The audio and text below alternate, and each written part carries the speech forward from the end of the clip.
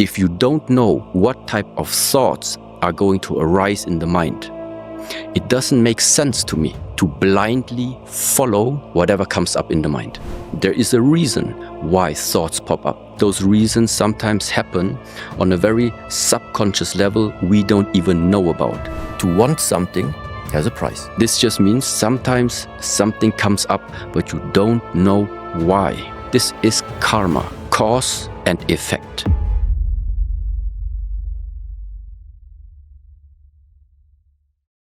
If it's not on your mind, it doesn't bother you. If something is not on your mind, it doesn't bother you. And I do believe that many people in this world have lost the proper perspective, how to actually view the thoughts in the interplay with your mind. How to view what is mind, what are thoughts, how do thoughts interfere with your being, how do thoughts interfere with your emotional states. And diving a little bit into this type of topic, I do believe is something that everybody in this world can directly apply. You don't need to travel anywhere. You don't need to look for any master, for any teacher, for any therapist, for any doctor, because there's one thing all humans in this world have the same, which is the mind and the functioning of the mind, including the interplay of thoughts. The first question is, if you have ever asked yourself, how much influence do you really think you have whether a thought is arising or not? So meaning, this is sometimes the experiment that you can do for yourself or the people at home. Try to calculate whatever next thought is going to come up in your mind. So do you have any influence in knowing what is going to be the next thoughts within the next 20, 30 seconds are going to arise in the mind? There was a time I did this experiment myself and I always come up to one conclusion. I don't feel like I have too much influence or impact in knowing what type of thought is going to pop up or arise within the next seconds or minutes. I don't. Therefore, the first question is, if you don't know what type of thoughts are going to arise in the mind, it doesn't make sense to me to blindly follow whatever comes up in the mind. So this is where in the ancient teachings comes the saying, you are not your thoughts. This is the very, very first essential point to really reflect for yourself upon it. Do you truly believe that what you are thinking is you and that you have to follow everything that pops up in the mind? Or is there another perspective in simply viewing, okay, something is popping up. I don't really know why. I don't really know actually what. But in the moment you have this additional distance to your thoughts, it already gives you one huge advantage, which means the power to choose. Choosing what? Choosing to just let it pass or to be hooked by it. And being hooked by thoughts is the same expression that in the ancient text sometimes is related to. You have two choices. Either you master the mind or you are being enslaved by the mind. This is, let's say, the two choices. I do truly feel like that it's resonating with what is happening nowadays. You know, any type of news pop up in the television, you have no influence in it. Whatever the media is streaming, this is number one. After it's been streamed or published, you have no influence anymore. What from this you are catching upon your mind. And afterwards, if you don't pay attention, you also have no influence anymore. What are you getting hooked upon?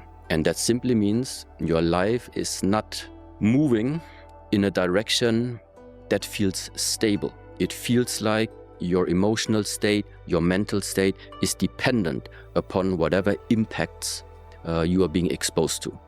And I just don't feel like this is the way of living. There is a reason why thoughts pop up, but those reasons sometimes happen on a very subconscious level we don't even know about. Let's just make it very super simple, because in Germany we used to have these Christmas markets every Christmas. On these Christmas markets, there are some specific smells, I would say, that always happen around these times. So in case you grow up going with your parents to these Christmas markets and then for the first time inhaling these smells, it is not something that you're thinking about.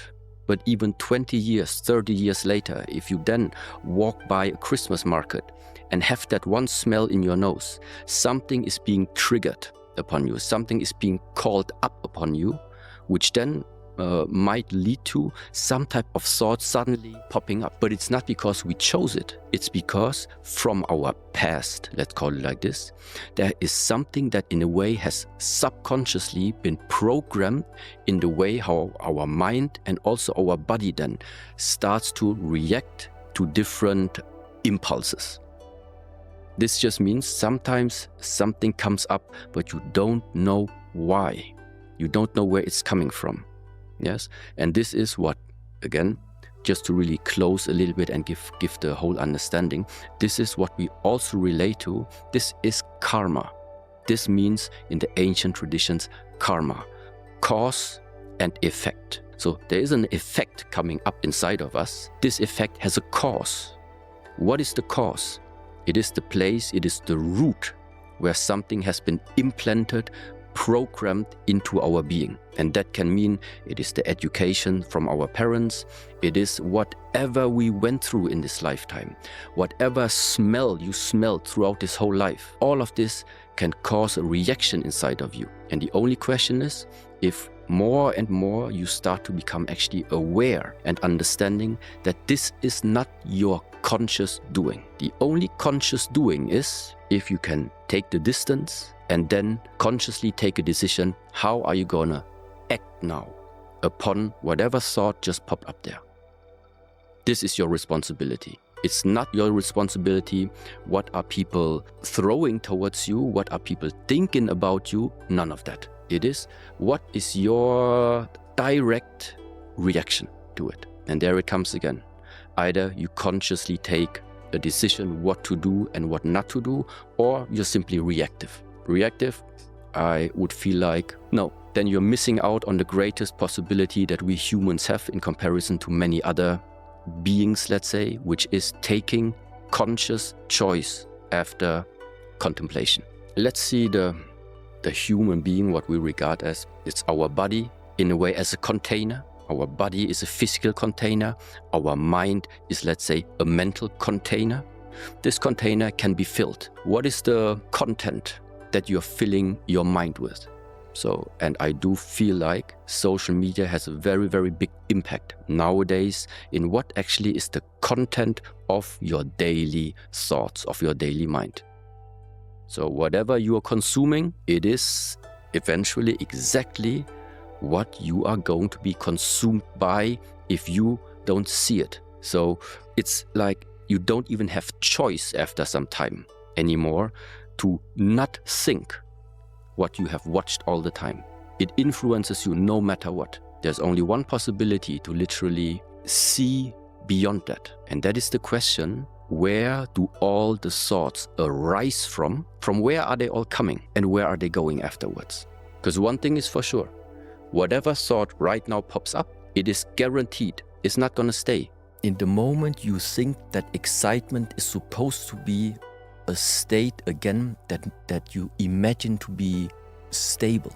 So the whole life is supposed to be exciting. It's not going to happen.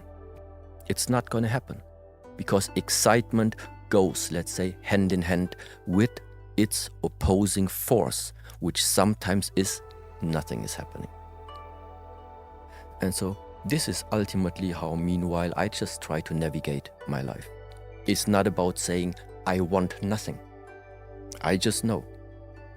To want something has a price. It is impossible.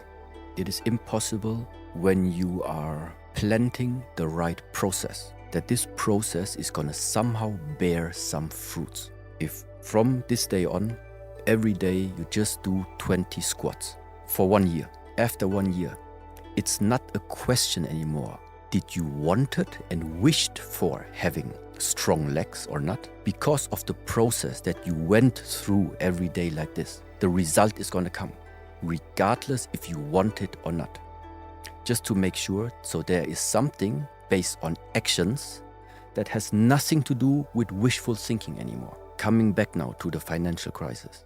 It is possible to receive and earn money in this world. It is possible.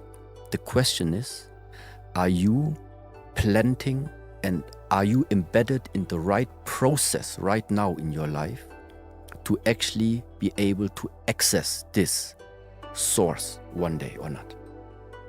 So, and if you are right now not finding yourself that you are in this process, well, then ask yourself why. Is it really that you think everything is so difficult outside that makes it impossible for me to even get a chance? Is this, let's call it, I would just say, I don't want to discriminate anyone, but a little bit victim mentality. Yeah, victim mentality, meaning everything is bad. You are the one who's suffering because you're being suppressed by it. Okay, but victim mentality definitely is something that, in my observation, nobody has who right now somehow has made his living. What I see in the people who somehow made themselves be able to earn some money is they had an idea, and regardless of how hard it was, they kept believing and kept going, and not view themselves as needing to ask for something. I'm not asking for things. I'm trying to be at the active creation of what I want to become or get. And so the crisis of people are looking for money, okay? Are you living right now the daily habits, the mental state of allowing yourself to grow out of the mentality that you think something is lacking in your life? What is it that one day actually would really remind me of what all of this is about? And actually every moment that I'm living is time. Time is ticking. And in the same moment, now this is a pretty human thought, but I ask myself, what is it that one day I maybe can pass on to my son? The experience that in case this watch witnessed while father was going through lifetime. It is this. Nobody is ever going to give you time back. And that is the simple reason why I wanted to set a milestone also for me to just keep myself remembering all the time. It doesn't matter what you do. Time's running for everyone.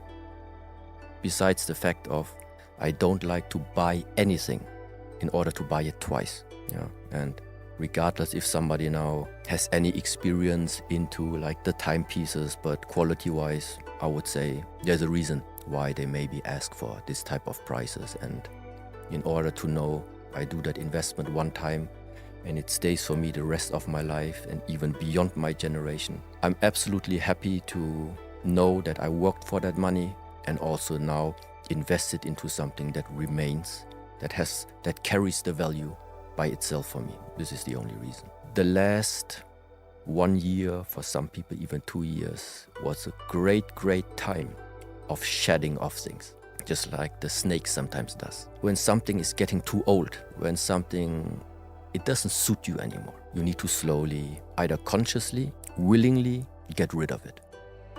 And I felt that not just in what type of life situation I'm finding myself in right now, big changes were happening in my life, but also for the identity, the role that I have invested my lifetime in the last 36 years. It's also coming, I wouldn't say to an end, but to a transformation. And one thing that I realized a lot is the type of projection that is happening in the world. And from the beginning, I always stood for one thing, for you to develop yourself, for you to, let's say, find the strength that some people think that I'm representing for them. It doesn't need you to travel anywhere. You don't need to shave your head. That's why my hair is also growing. You don't need to wear a uniform just to look like someone. You don't need to change your location, let's say going into a temple which is secluded, in order to do the main work. The main work is the one that always follows you. It doesn't matter where you go and what you wear. It is the essence that you are carrying inside of you. And if inside of you carry debris, and if inside of you have untamed demons. And if inside of you, you have unresolved, what nowadays is called traumas or issues, it doesn't matter what you wear, it doesn't matter where you travel, it's gonna be with you. So instead of focusing and making yourself pretty and nice and flawless on the outside, it's the inner work. It is the work to sit with yourself. And for many, this day-to-day definitely would be like a statement of like, look, all these years before he wore the uniform, we thought he is a monk, and now suddenly he's sitting there like, it's not criticism, it's not understanding. It is some bubbles are gonna burst.